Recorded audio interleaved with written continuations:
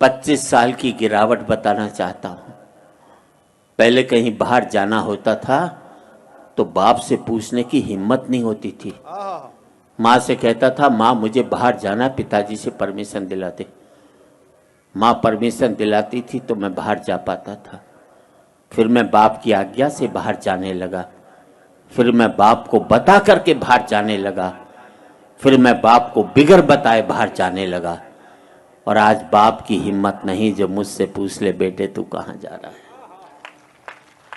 पहले मैं माँ बाप के साथ रहता था, माँ बाप मेरे साथ रहते। फिर हमने बना लिया एक मकान, एक एक कमरा अपने लिए, एक एक कमरा बच्चों के लिए, एक रीडिंग रूम, एक वो बाहर छोटा सा ड्राइंग रूम उन लोगों के लिए जो मेरे आगे हाथ जोड़ते थे, एक वो अंदर बड़ा सा ड्राइंग रूम उन लोगों के लिए जिनके आगे मैं हाथ जोड़ता हूँ। बहुत अच्छा जी, वाह वाह वाह। पहले मैं फुसफुसाता था तो घर के लोग जाग जाते थे, करवट भी बदलता था तो घर के लोग सो नहीं पाते थे। और अब जिन दरारों की वजह से दीवारें बनी थी उन दीवारों में भी दरारें पड़ गई।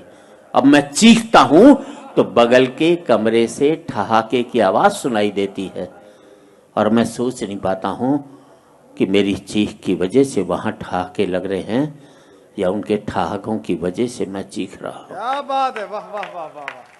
आदमी पहुंच गया चांद तक, बड़ी तरक्की की साहब। अनपढ़ थे तो सरदार पटेल को चुनते थे, पढ़े लिखे हो गए तो फूलन देवी को चुन करके भेजते। बहुत अच्छे, बहुत आदमी पहुंच गया चांद तक, बड़ी तरक्की की साहब।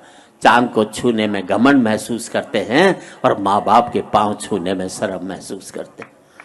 आदमी पहुंच गया चांद तक, पहुंचना चाहता है, मंगल तक खोजना चाहता है सूर्य के रहस्य, लेकिन नहीं पहुंचता भाई के दरवाजे तक।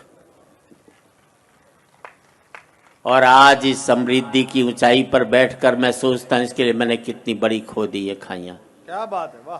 अंतिम पंक्तियां हैं, बात अच्छी लगे तो एक एक व्यक्ति की तालियां चाहूंगा। अब मुझे अपने बाप की बेटी से अपनी बेटी अच्छी लगने लगी है। बहुत अच्छे, वाह जी वाह। अब मुझे अपने बाप की बेटी से अपनी बेटी अच्छी लगने लगी है। मुझे बाप के बेटे से अपना बेटा अच्छा लगने लगा है। पहले मैं माँ बाप के साथ रहता था, अब माँ बाप मेरे साथ रहते हैं। अब मेरा बेटा भी कमा रहा है, कल को मुझे उसके साथ रहना पड़ेगा। और हकीकत यही है दोस्तों, तमाचा मैंने मारा है तो तमाचा मुझे खाना भी पड़ेगा।